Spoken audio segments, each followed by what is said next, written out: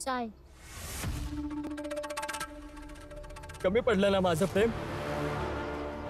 काय नाही केलं मी तुझ्यासाठी? दारू सोडली, मित्रांसंग वाईट काम करणं बंद केलं, वेळेवर घरला यायला लागलो. तर तुझ्यासाठी मी स्वतःला बदललं. तरी मी तुझ्या पोरासंग चाय पिऊन घ्या. का? उत्तर नाही माझ्या प्रश्नाचं? दे ना उत्तर. कमी पडलं ना माझं प्रेम? मी तुम्हाला किती बी समजवलं तरी तुम्ही खरं तेच मानणार जो तुम्ही विचार केलाय. मग माझं काही बोलण्याचा काय उपयोग? भीम संग राहून कुणी बी भाषण द्यायला लागतंय. सांग ना खरं खरं, त्याच्यात असं काय बघितलंस तू का तू चाय पिऊन घ्या. कुठं चाललीस? मी जे विचारतोय त्याचं उत्तर दे. नाहीतर ना मी भीम आहे ना आनंद. त्याला उत्तर मिळवायची दुसरी पद्धत माहित नसेल. चाय पिऊन घ्या आणि सोडा माझा हात. करू ना? मी अभि कुणा दुसरीवर प्रेम करू शकतो. मी दुसरं लग्न बी करू शकतो.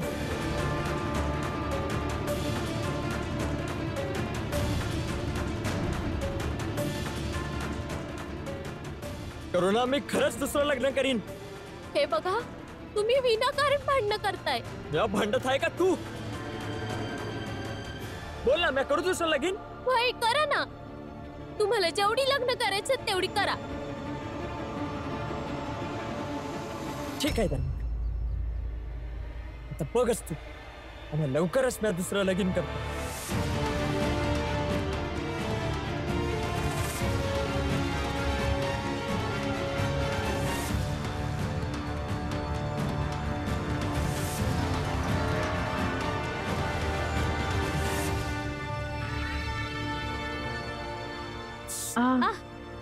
तरस होत आहे. पर तरस तर वाढला तर तुझा, कारण तो तर दुसरी बायको घेऊन येणार आहे. मग तुझं काय होणार?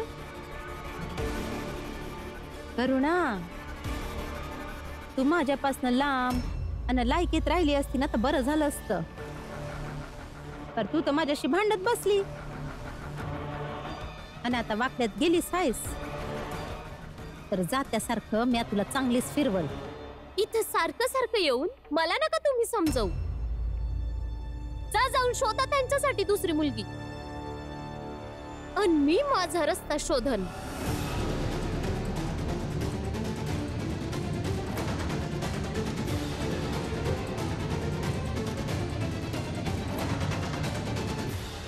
दादा, तुम्ही कार्यालयात गेलं होतं, तिथं काय बोलणं झालं? हो झाली, पण लय महाग फीज आहे. माहित नाही कसं होणार, पण जे बी होऊ दे. महाराजांच्या करारानुसार मी या भीमला बडोद्याला जायला नाही देणार. कवाच नाही देणार.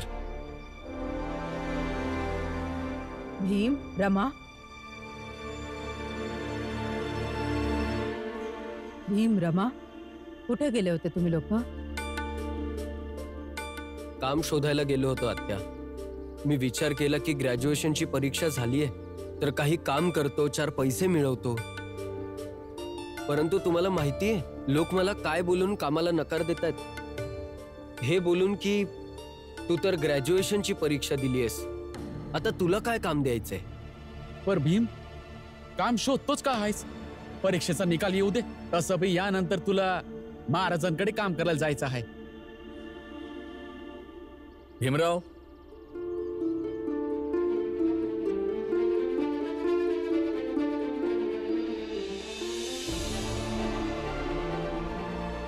शेवटी तू तुझ्या ग्रॅज्युएशनची परीक्षा पूर्ण केलीसच. या खातेवया आहेत, महाराजांनी पाठवले. जोपर्यंत तुझ्या परीक्षेचा निकाल लागत नाही तोपर्यंत हे काम करावं लागेल.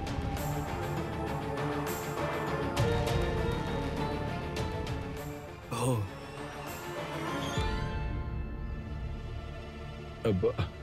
मला द्या.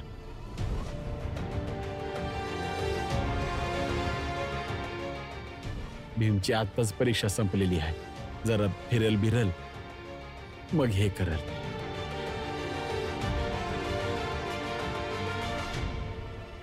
बाबा,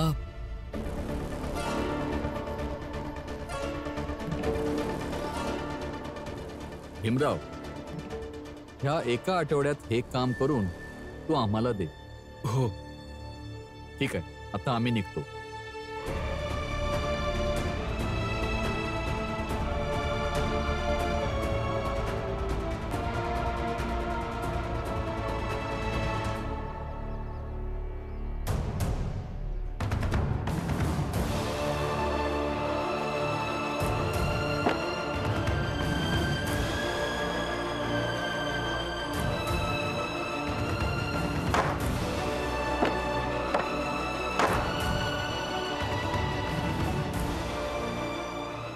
अजून ह्याची बरोबर येळ नाही आलेली. भीम महाराजांसाठी काम नाही करणार. नाही करणार. बाबा, ते सामान घेऊन असे आतमध्ये का गेले? तुम्ही जाऊन बोला ना त्यांच्याशी एकदा. हो. भीम, काय काय विचारायला जाणार? आता दादा बोलून गेले आहेत ना, आत्ताच परीक्षा संपली आहे, जरा हिंड फेर, काम तर जलंबर होतच राहील ना. फक्त एवढंच कारण आहे ना आत्या, की अजून काही कारण आहे? हेच कारण आहे, काय असू शकतं? भीम, भीम, ऐक, आज तर चमत्कारच झाला.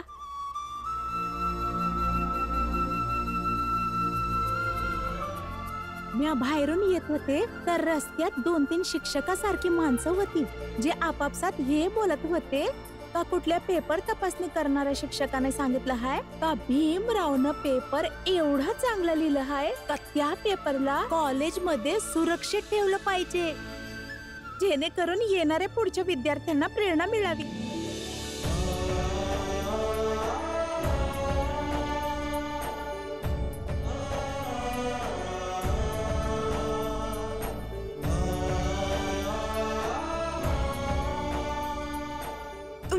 तुम्ही खरं बोलत आहे सा? वय वय रमा, मी खरं बोलत आहे.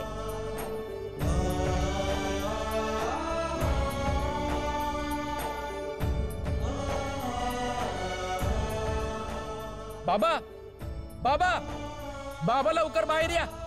बाबा. नाही, मी बाहेर नाही जाणार. जर का मी बाहेर गेलो तर भीम मला समजावायला लागेल की त्यांना नोकरी केली पाहिजे. पण आता त्यांना नोकरी नाही करायची. त्यांनी फक्त शिक्षण घ्यायचं आहे. फक्त शिक्षण. बाबा, एकदा तरी बाहेर चला. मला नाही यायचंय बाहेर. बाबा, एकदा तरी चला. आनंदाची बातमी आहे.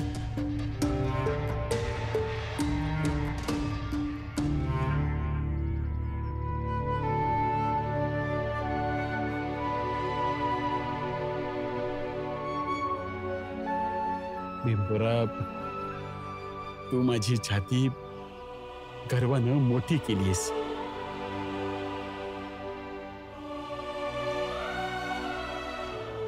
आनंदने सांगितलं का तुझा पेपर कॉलेजमध्ये सांभाळून ठेवणार आहे. अशी सूचना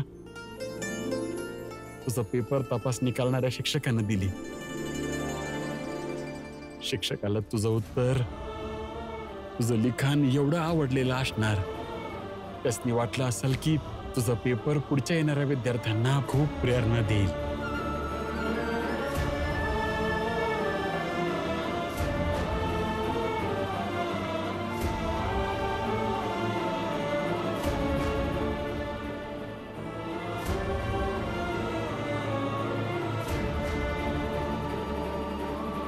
भीमराव, भीमराव, भीमराव, भीमराव.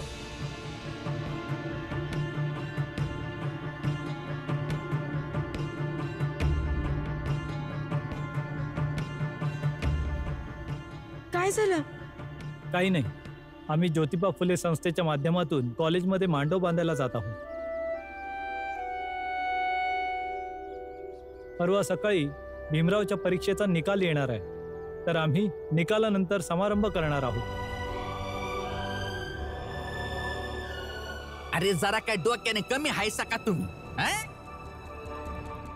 एवढं समज करत हायसा आणि नंतर माहित पडलं की भीमराव नापास झालाय तर काय होईल?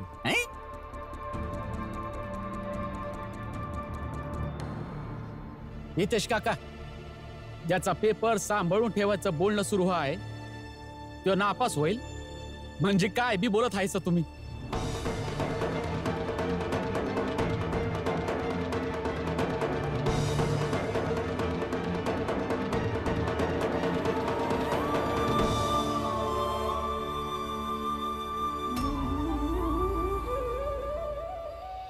जात तुम्ही सगळे तयारी करा, आम्ही भी आमच्या धीराच्या पास वाहण्याची तयारी करतो. ठीक आहे, चला भाऊ चला.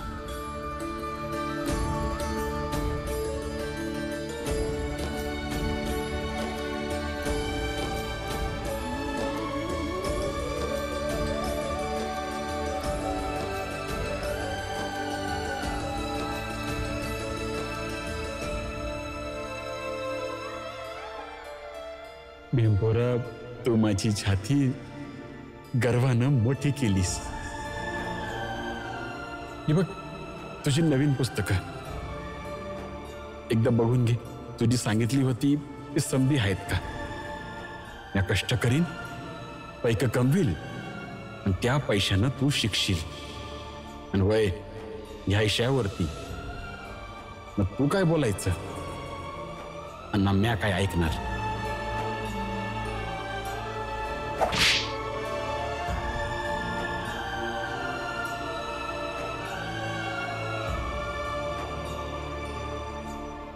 आज माझ्या पोरानं ग्रॅज्युएशनची परीक्षा दिली. आज माझ्या पोरानं ग्रॅज्युएशनची परीक्षा दिली.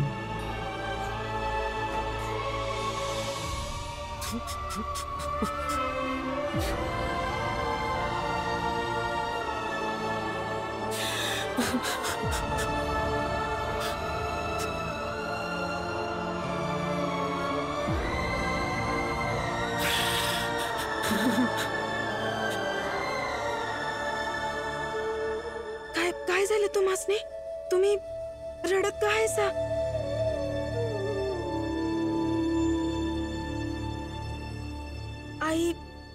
आईंची आठवण आली का?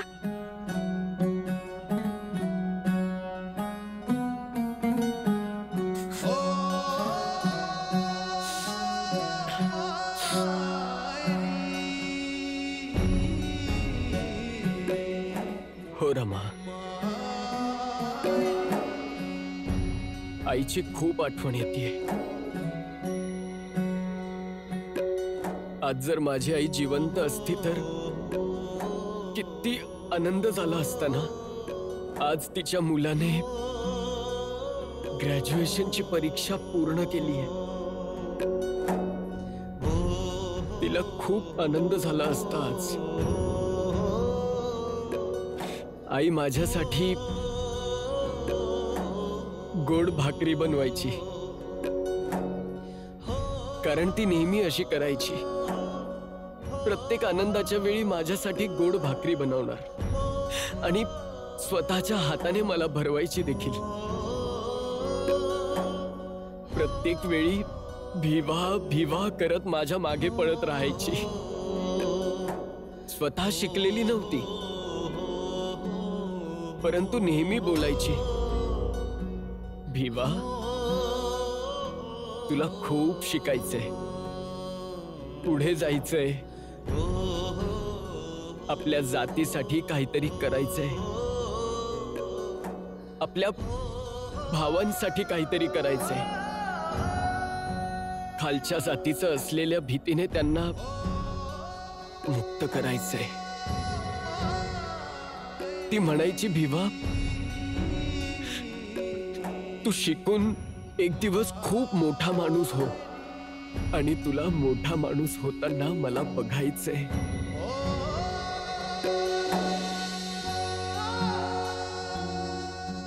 परंतु माझी आई नाही राहिली. हो रमा, खरंच आईची खूप आठवण येते.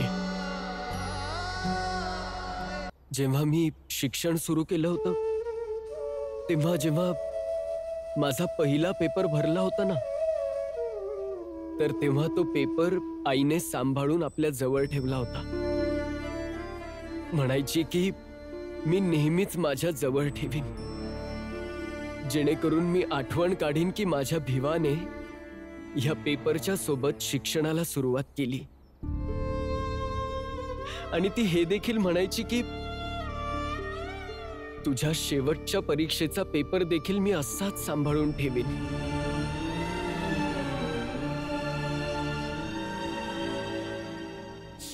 परंतु आई थांबलीच नाही.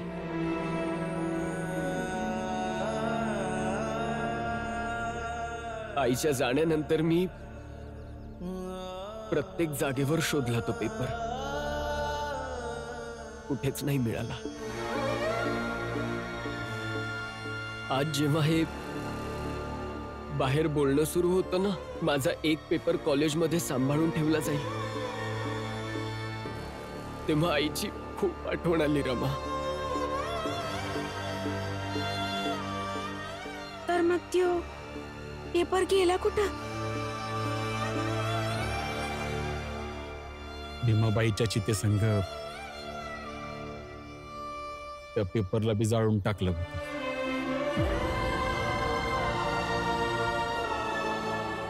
जेणेकरून ती जिथं मी राहावी, तुझ्या पेपरासंग राहावी.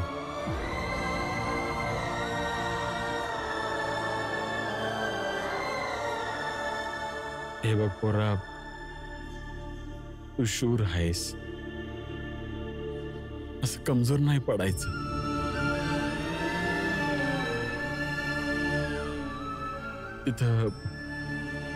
तिथं आकाशात तुझी आई भीमाबाई तारा बनून बघत असेल आणि बोलत असेल की भीमपोरा पुढं चाल, बस तुला फक्त पुढं चालायचं आहे, मोठं व्हायचं आहे.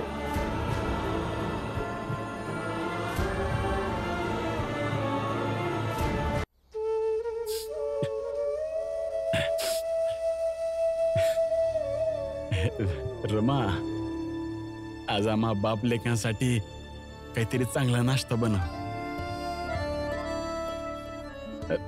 नाश्ता नाही, आज गोड भाकरीच बनव.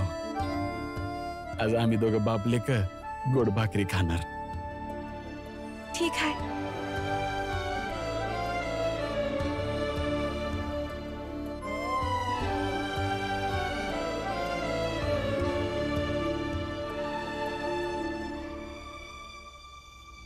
अहो दादा, त्या भीमराव जवळ असं काय आहे की आपल्या एकानंतर एक सगळ्या योजना अयशस्वी होत आहेत? दादा, मेघनाथजी कुठे आहेत? आत आहेत बाबा, आराम करतायत. मेघनाथजी, बाहेर या. मेघनाथजी. ए, तुला समजत नाही का? बाबा आतमध्ये आराम करतात आणि तू ओरडत राहिलायस. वाटतंय तुमचे नक्षत्र बरोबर नाहीये म्हणून सतत ओरडत बसलात. मेघनाथजी, बाहेर या. कोण आले अरे एवढ्या रात्रीचे? बाबा माहिती नाही काय यार. झालं ओरडायला? झाला नाहीये, पण होईल. खूप वाईट बातमी आहे. वाईट बातमी? काय झाले? मोठ्या जातीच्या लोकांनी तुम्हाला पद दिलंय, आपला नेता बनवलंय आणि ही जबाबदारी दिली की तुम्ही भीमरावचा सूड घ्याल. परंतु तुम्ही काय केलं? व्यवस्थित बोल. बस, मला जेवढं बोलायला सांगितलंय तेवढंच बोलतोय. भीमरावच्या कॉलेजमध्ये परवा परीक्षेच्या निकालाची घोषणा होईल आणि त्या भीमरावला पुरस्कार ज्योतिबा फुले यांची संस्था देणार आहे. आणि तेव्हा त्या भरलेल्या सभेमध्ये तुमचा फेटा उतरवण्यात येईल आणि तुम्हाला पदावरून काढलं जाईल. ए, असं नाही होणार. याचा आधीच विचार केला पाहिजे होता. जबाबदारी नाही सांभाळणार तर हेच होईल.